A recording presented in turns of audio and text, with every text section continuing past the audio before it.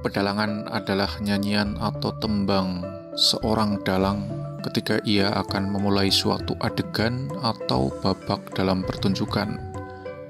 Berdasarkan sifat dan suasana, lagu suluk pedalangan dapat dikelompokkan ke dalam 3 bagian, yaitu patetan atau lagon, sendon, dan odo-odo. Patetan atau lagon adalah suluk bernuansa tenang dan datar yang menimbulkan kesan tidak terjadinya hal luar biasa dalam petikan cerita yang dimainkan. Sendon adalah suluk yang melukiskan perubahan ke suasana spontan yang bersifat gembira, sedih, maupun keadaan yang mencekam. Odo-odo merupakan suluk yang mengiringi petikan cerita bernuansa marah, ketegangan yang mencekam, dan keadaan seperti perkelahian, pertempuran, dan sebagainya. Pada suluk patetan terdapat beberapa jenis, di antaranya suluk patet songo, yang di antaranya berupa patet songo wantah, seperti pada contoh berikut. Saya dalu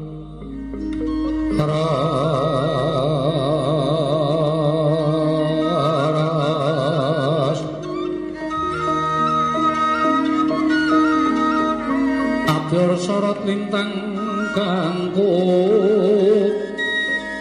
madhap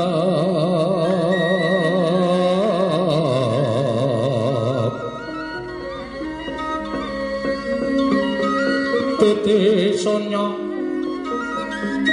madya rati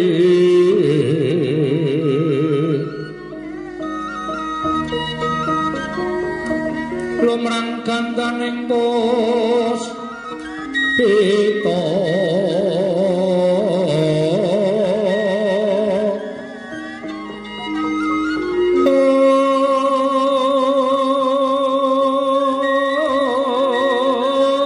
karengguan putyan iro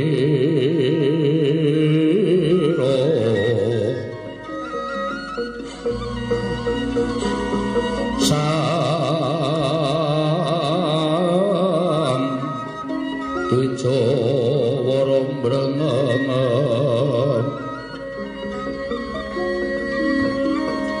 pirsaning matu bronto manungsung sarine kembang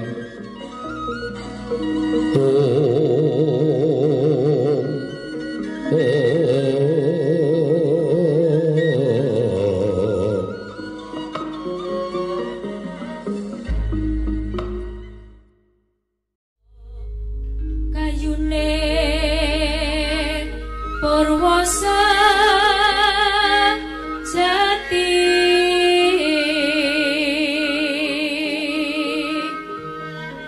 pangira